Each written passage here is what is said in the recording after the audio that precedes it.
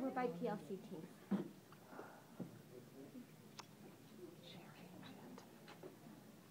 Kimberly, we love you.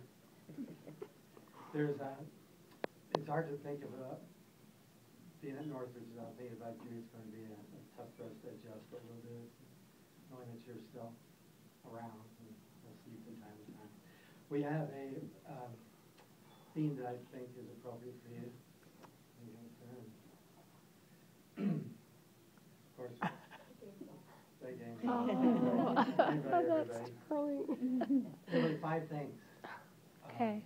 Number 1, you always make everybody feel like a starter or an MVP.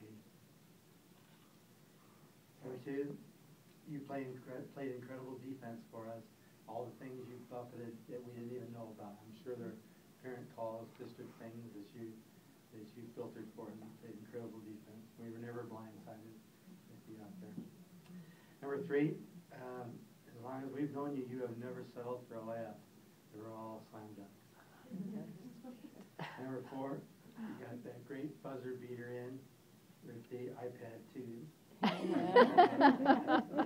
And lastly, whenever pro players are interviewed after a great victory, they always say, we were just having fun.